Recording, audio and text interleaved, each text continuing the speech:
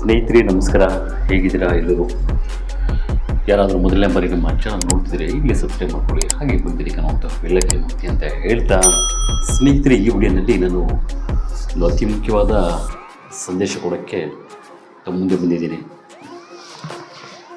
ಅದು ಏನಂತ ಹೇಳಿದ್ರೆ, ನಮ್ಮ ಇಡೀ ದೇಶದಲ್ಲೇ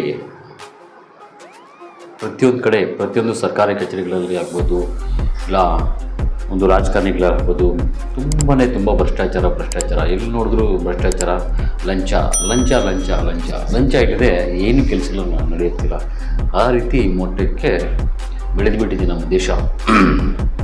ನಮ್ಮ ದೇಶದಲ್ಲಿ ಸುಮಾರು 70-80% ಸರ್ಕಾರಿ ನೌಕರಿಗಳು ಲಂಚ ಇಲ್ಲದೆ ಏನು ಕೆಲಸ ಮಾಡಲ್ಲ. ಟೇಬಲ್ ಮೇಲೆ ಲಂಚ ಇಟ್ಟರೆ ಕೆಲಸ ನಡೆಯೋದು. ಆ ರೀತಿ ಆಗಿಬಿಟ್ಟಿದೆ. ಅವ್ರು ಹೋಗ್ತಿರುವ ಲಂಚದ ಹಣ ಮತ್ತು ಕೆಲವು ರಾಜಕಾರಣಿಗಳು ಉಪಯೋಗಿಸ್ತಿರುವಂತಹ ಭ್ರಷ್ಟಾಚಾರದ ಹಣ ತೊಗೊಂಡ್ಬಿಟ್ರೆ ನಮ್ಮ ದೇಶ ಶ್ರೀಮಂತ ದೇಶ ಆಗಿಬಿಡುತ್ತೆ ಇಡೀ ಪ್ರಪಂಚದಲ್ಲೇ. ಆದರೆ ಅದನ್ನು ನಿಭಾಯಿಸುವಂತಹ ಸರ್ಕಾರಗಳು ಯಾರೂ ಬರಲಿಲ್ಲ. ಪ್ರಧಾನಮಂತ್ರಿಗಳಾಗ್ಬೋದು, ಇಲ್ಲ ನಮ್ಮ ಇಡೀ ದೇಶಕ್ಕೆ ಪ್ರಧಾನಮಂತ್ರಿ ಆಗ್ಬೋದು, ಸರ್ಕಾರ ರಾಜ್ಯ ಮಟ್ಟದಲ್ಲಿ ಮುಖ್ಯಮಂತ್ರಿಗಳಾಗ್ಬೋದು, ಯಾವುದೇ ರಾಜ್ಯಕ್ಕೆ ಅಂತಹ ಮುಖ್ಯಮಂತ್ರಿಗಳಾಗ್ಬೋದು, ಪ್ರಧಾನಮಂತ್ರಿಗಳು ನಾವು ನೋಡೇ ಇಲ್ಲ.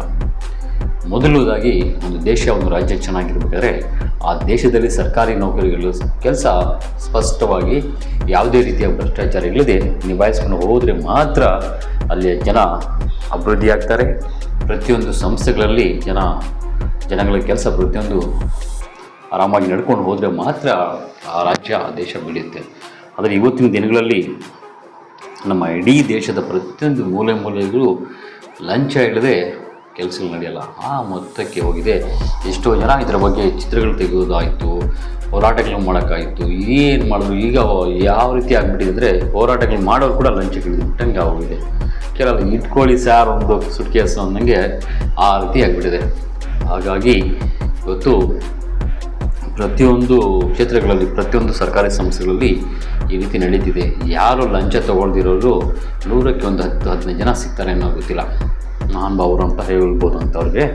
ಅದನ್ನು ಬಿಟ್ಟರೆ ಉಳಿದ ಎಲ್ಲ ಕಡೆ ಆ ರೀತಿ ಆಗಿಬಿಟ್ಟಿದೆ. ಹಾಗಾಗಿ ಅಂತಹ ಸಂದರ್ಭಗಳಲ್ಲಿ ಯಾವ ರೀತಿ ಏನು ಯೋಚನೆ ಮಾಡಿದ್ರೆ ಗೊತ್ತಿಲ್ಲ, ನಮ್ಮ ಇಡೀ ದೇಶದ ಉತ್ತರ ಪ್ರದೇಶದ ಮುಖ್ಯಮಂತ್ರಿ ಆದಂತಹ ಯೋಗಿ ಆದಿತ್ಯನಾಥ್ ಅವರು ತುಂಬಾ ಒಳ್ಳೆಯ ಒಂದು ಯೋಚನೆ ಮಾಡಿ ಇಡೀ ದೇಶ ಆ ರಾಜ್ಯದ ಕಡೆ ನೋಡುವಂತಹ ಒಂದು ಕಾನೂನನ್ನು ತಂದಿದ್ದಾರೆ. ಅದು ಏನಂತ ಹೇಳಿದ್ರೆ, ಪ್ರತಿಯೊಬ್ಬರು ಯಾರು ಸರ್ಕಾರಿ ನೌಕರಿಗಳಿದ್ದಾರೆ ಅವ್ರದ್ದು ಆಸ್ತಿ ಪಾಸ್ತಿಗಳು ಪ್ರತಿಯೊಂದು ವಿವರ ವೆಬ್ಸೈಟಲ್ಲಿ ಡೌನ್ಲೋಡ್ ಮಾಡಬೇಕು. ವೆಬ್ಸೈಟ್ ಮುಖಾಂತರವಾಗಿ ನಿಮ್ಮದು ಏನು ಆಸ್ತಿ ಪಾಸ್ತಿಗಳು ವಿವರಣೆ ಎಲ್ಲ ಕೊಡಬೇಕು ಅಂತ ಹೇಳಿದ್ದಾರೆ.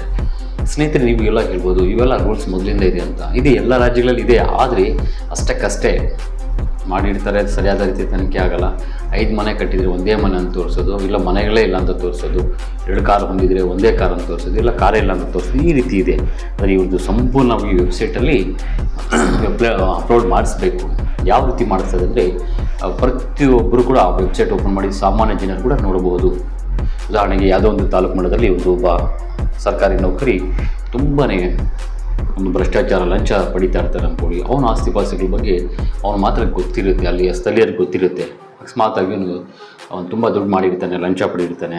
ಈ ಒಂದು ನೋಡೋಣ ಆಸ್ತಿ ಪಾಸ್ತಿ ಏನೇನು ಅಂತ ಚೆಕ್ ಮಾಡಿದಾಗ ಅಕಸ್ಮಾತು ಅವನು ಅದರಲ್ಲಿ ಸ್ಪಷ್ಟವಾದ ರೀತಿಯಲ್ಲಿ ಕೊಟ್ಟಿಲ್ಲ ಅಂದರೆ, ಆ ಒಂದು ಇನ್ನೂ ಹೆಚ್ಚು ಆಸ್ತಿ ಪಾಸ್ತಿ ಇದೆಯಾ ಅಂದರೆ ಅವನ ಮೇಲೆ ಸಾಮಾನ್ಯ ಜನರು ಕೂಡ ಕ್ರಮ ತಗೊಂಡು ಸರ್ಕಾರಕ್ಕೆ ಅವನ ಬಗ್ಗೆ ಮಾಹಿತಿ ಕೊಡ್ಬೋದು. ಪ್ರತಿಯೊಬ್ಬರು ಮಾಹಿತಿ ಕೊಡ್ಬೋದು. ಈ ರೀತಿ ಜಾರಿ ಮಾಡಿದ್ದಾರೆ. ಇದು ಈಗಾಗಲೇ ಹಿಂದಿನ ವರ್ಷ ಆಗಸ್ಟ್ಗೆ ಕೊಡೋಕ್ಕೆ ಹೇಳಿದರು. ಆದರೆ ಇವರು ಏನಾಗುತ್ತೆ ಏನು ಬಿಡುವ ಅಂತ ಹೇಳ್ತಾ ಇರೋದು. ಇದು ಸರ್ಕಾರದ ನೌಕರಿ ಅಂದರೆ ಕೇವಲ ಚಿಕ್ಕ ಪುಟ್ಟ ನೌಕರರಿಲ್ಲ. ಪ್ರತಿಯೊಂದು IAS IPS ಇಂದ ಹಿಡಿದು ಚಿಕ್ಕ ಸರ್ಕಾರಿ ನೌಕರಿಗಳೆಲ್ಲರೂ ಸೇರಿ ತಮ್ಮ ಆಸ್ತಿ ಪಾಸ್ತಿಗಳ ವಿವರವನ್ನು ವೆಬ್ಸೈಟಲ್ಲಿ ಎಂಟ್ರಿ ಮಾಡಬೇಕು ಹೇಳಿದ್ದಾರೆ. ಇದು 2 ಸಲ ಅವಕಾಶ ಕೊಟ್ಟರು ಏನು ಬಿಡು ಏನಾಗುತ್ತೆ ನೋಡಿಬಿಡೋಣ ಅಂಥೇಳಿ ಯಾರೂ ಇದು ಮಾಡಿಲ್ಲ. ಆದರೆ ಇಲ್ಲಿ ಇರುವಂತಹ ಉತ್ತರ ಪ್ರದೇಶದಲ್ಲಿರುವಂಥ ಸರ್ಕಾರಿ ನೌಕರಿಗಳ ಸಂಖ್ಯೆ 17 ಲಕ್ಷ ಇದ್ದಾರೆ. ಅದರಲ್ಲಿ ಸುಮಾರು 4 ಲಕ್ಷ ಜನ ಈಗಾಗಲೇ ಎಲ್ಲ ಎಂಟ್ರಿ ಮಾಡಿದ್ದಾರೆ. ನಾವು ಉಳಿದ 13 ಲಕ್ಷ ಜನ ಬರ್ತಿಲ್ಲ. ಹಾಗಾಗಿ ಈಗ ಅದಕ್ಕೂ ಕೂಡ ಒಂದು ಯೋಗಿ ಆದಿತ್ಯನಾಥ್ ಒಂದು ಸ್ಪಷ್ಟವಾದ ಮಾಹಿತಿ ಕೊಟ್ಟಿದ್ದಾರೆ. ಯಾರೆಲ್ಲ ಈ ತಿಂಗಳ ಕೊನೆಯವರೆಗೂ 30ನೇ ತಾರೀಕು ಒಳಗಡೆ ಯಾರಾದರೂ ವೆಬ್ಸೈಟಲ್ಲಿ ಎಂಟ್ರಿ ಮಾಡಿಸಿಲ್ಲ ನಿಮ್ಮ ಆಸ್ತಿ ಪಾಸ್ತಿಗಳ ವಿವರ ಅಂತ ಹೇಳಿದರೆ ಅವರಿಗೆ ನಾಳೆಯಿಂದ ಮುಂದಿನ ತಿಂಗಳಿಂದ ಯಾವುದೇ ರೀತಿಯ ವೇತನವನ್ನು ಕೊಡುವುದಿಲ್ಲ, ಅಂದರೆ ಸಂಬಳವನ್ನು ಕೊಡುವುದಿಲ್ಲ ಅಂಥೇಳಿ ಸ್ಪಷ್ಟವಾದ ಒಂದು ಪಿಕ್ಚರ್ ಮುಖಾಂತರ ತೋರಿಸ್ಬಿಟ್ಟಿದ್ದಾರೆ. ಇವರ ಒಂದು ನಿಲುವಿದೆ ನೋಡಿ, ತುಂಬ ಒಂಥರ ಇಡೀ ದೇಶ ಇವರು ಫಾಲೋ ಅಪ್ ಮಾಡಬೇಕಂತ ಅನಿಸುತ್ತೆ. ಪರ್ಫೆಕ್ಟ್ ಆದಂತಹ ಇದು. ಯಾಕೆಂದರೆ ಈ ರೀತಿಯ ಒಂದು ಘೋಷಣೆಗಳು ಒಂದು ಚರಿತ್ರೆಯಲ್ಲಿ ನಿಂತು ಹೋಗ್ಬಿಡುತ್ತೆ. ಇವತ್ತು ನಮ್ಮ ದೇಶದಲ್ಲಿ ತುಂಬಿ ಹರಿತಾ ಇದೆ ಭ್ರಷ್ಟಾಚಾರ. ಅದನ್ನು ನಿಭಾಯಿಸುವಂತಹ ಒಬ್ಬ ವ್ಯಕ್ತಿ ಬರಬೇಕು ಅಂತ ಅಂದ್ಕೊಂಡಿದ್ವಿ. ಆ ರೀತಿ ಒಂದು ಉತ್ತರ ಪ್ರದೇಶದ ಮುಖ್ಯಮಂತ್ರಿ ಆದಂತಹ ಯೋಗಿ ಆದಿತ್ಯನಾಥ್ ಇವತ್ತು ಮಾಡಿದ್ದಾರೆ ನೋಡಿ. ನಮ್ಮ ರಾಜ್ಯದಲ್ಲಿ ಕೂಡ ಫಸ್ಟ್ ನಮ್ಮ ರಾಜ್ಯಕ್ಕೆ ಬೇಕಂತ CM ಅನಿಸುತ್ತೆ. ಯಾಕಂದರೆ ನಮ್ಮ ರಾಜ್ಯದಲ್ಲಿರುವಂಥ ಒಬ್ಬ ಸರ್ಕಾರಿ ನೌಕರಿಗಳು ಭ್ರಷ್ಟಾಚಾರ, ರಾಜಕಾರಣಿಗಳ ಭ್ರಷ್ಟಾಚಾರ ಎಲ್ಲ ಆಚೆಗೆ ಬಂದರೆ ನಮ್ಮ ಕರ್ನಾಟಕದ ಸಾಲ ಎಲ್ಲ ತೀರೋಗುತ್ತೆ. ಅಷ್ಟು ಭ್ರಷ್ಟಾಚಾರ ಇದೆ, ಅಷ್ಟು ಲಂಚಗಳು ಪಡೀತಿದ್ದಾರೆ ಸರ್ಕಾರಿ ನೌಕರಿಗಳಲ್ಲಿ. ಅಂಥ ಮುಖ್ಯಮಂತ್ರಿ ನಮಗೂ ಬೇಕಂತ ನಾವು ಯೋಚನೆ ಮಾಡಬೇಕು. ಹಾಗಾಗಿ ಇವತ್ತು ನಮ್ಮ ದೇಶದಲ್ಲಿರುವಂಥ ಪ್ರತಿಯೊಂದು ಇಲಾಖೆಗಳಲ್ಲಿ ಸರ್ಕಾರಿ ಸಂಸ್ಥೆಗಳಲ್ಲಿ ಭ್ರಷ್ಟಾಚಾರ ಹೋಗಲಾಡಿಸ್ಬೇಕಂಥೇಳಿ ಈ ರೀತಿ ಯೋಗಿ ಆದಿತ್ಯನಾಥ್ ಅವರು ಒಂದು ಸ್ಪಷ್ಟವಾದ ಒಂದು ಪಿಕ್ಚರ್ ತೋರಿಸ್ಬಿಟ್ಟಿದ್ದಾರೆ ಸರ್ಕಾರಿ ನೌಕರಿಗಳಿಗೆ. ನೋಡೋಣ ಈ 30ನೇ ತಾರೀಕು ಈ ಮಂತ್ 30ನೇ ತಾರೀಕು ಒಳಗಡೆ ಯಾರೆಲ್ಲ ಇಂಟರ್ವ್ಯೂ ಮಾಡಿಸಲ್ವೋ ಅವ್ರಿಗೆ ಸರ್ಕಾರಿ ವೇತನ ಕೊಡಲ್ಲ ಅಂತ ಘೋಷಣೆ ಮಾಡಿದ್ದಾರೆ. ಘೋಷಣೆ ಅಷ್ಟೇ ಅಲ್ಲ, ವೇತನನೂ ಬರಲ್ಲ ಹಾಗೆ ಅವ್ರು ಮುಂದೆ ಮಾಡಿಲ್ಲ ಅಂದರೆ ಆವಾಗ ಅವರು ಸರ್ಕಾರಿ ನೌಕರಿಗಳಿಂದ ಕಿತ್ತು ತೆಗೆಯೋಕ್ಕೆ ಯೋಗಿ ಆದಿತ್ಯನಾಥ್ ಅವರು ಕೂಡ ಯೋಚನೆ ಮಾಡ್ತಿದ್ದಾರೆ. ಇದೊಂಥರ ಚರಿತ್ರೆ ನಿಂತುವಂತಹ ಒಂದು ಸಂದೇಶ, ಒಂದು ಘೋಷಣೆ ಅಂತ ಹೇಳ್ಬೋದು. ಈ ಥರ ರಾಜಕಾರಣಿಗಳು ಬೇಕು ನಮಗೆ. ಆದರೆ ಈಗಿನ ರಾಜ್ಯಗಳಲ್ಲಿ, ನಮ್ಮ ರಾಜ್ಯ ಕೆಲವೊಂದು ರಾಜ್ಯಗಳಲ್ಲಿ ಇದ್ದಾರೆ ಬರೋವರು ಅವ್ರ ಜೊತೆ ಮಿಂಗಲ್ ಆಗಿಬಿಟ್ಟು ತಗೊಳ್ಳೋ ಹೋಗೋ ಏನಾಗುತ್ತೆ ನೋಡೋಣ ಅಂಥೇಳಿ ನೋಡಿ. ಇವತ್ತು ನಾವು ಒಂದು 2-3 ದಿನದಿಂದ ನೋಡ್ತಾ ಇದ್ದೀವಿ. ಒಬ್ಬ ದೊಡ್ಡ ಕ್ರಿಮಿನಲ್, ಒಬ್ಬ ಮನುಷ್ಯ ಬದುಕಿದ್ದಾಗೆ ಪ್ರತಿಯೊಂದು ನರಕ ತೋರಿಸುವಂತೆ ಟಾರ್ಚರ್ ಕೊಟ್ಟು ಸಾಯಿಸಿರುವಂಥ ಒಬ್ಬ ಅಯೋಗ್ಯ ನಟ ದರ್ಶನ್ಗೆ ಒಂದು ಜೈಲಲ್ಲೇ ರಾಜಾರೋಷವಾಗಿ ಸಿಗರೇಟು ಒಂದು ಕೈಯಲ್ಲಿ, ಇನ್ನೊಂದು ಕೈಯಲ್ಲಿ ಕಾಫಿ ಕಪ್ಪು, ಅವ್ರು ಕುತ್ಕೊಳ್ಳೋಕ್ಕೆ ಒಳ್ಳೆ ಚೇರ್ಸು, ನಗ್ನಗ್ತಾ ಡಿಸ್ಕಸ್ ಮಾಡೋಕ್ಕೆ ಒಂದು ಒಳ್ಳೆಯ ಪ್ಲೇಸು ಎಲ್ಲ ಕೊಟ್ಟಿದ್ದಾರೆ.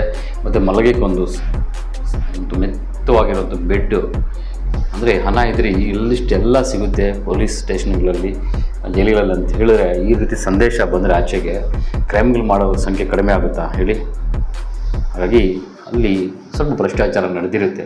ಇಲ್ಲಾಂದರೆ ಅಷ್ಟು ಕ್ರಿಮಿನಲ್ಗೆ ಆ ರೀತಿ ನೋಡ್ಕೊಳ್ಳಲ್ಲ. ಅವೆಲ್ಲ ಹೋಗಲಾಡಿಸ್ಬೇಕಾದ್ರೆ ಇಂತಹ ಮುಖ್ಯಮಂತ್ರಿಗಳು ರಾಜ್ಯಕ್ಕೆ ಬೇಕಾಗಿದ್ದಾರೆ. ಹಾಗಾಗಿ ಈ ಥರ ಇದ್ದವರೇ ಭ್ರಷ್ಟಾಚಾರ ಮಾಡೋರಾಗ್ಬೋದು, ಲಂಚ ತಗೊಳ್ಳೋರಾಗ್ಬೋದು, ಭಯ ಹುಟ್ಕೊಳ್ಳುತ್ತೆ ಅವ್ರಿಗೆ.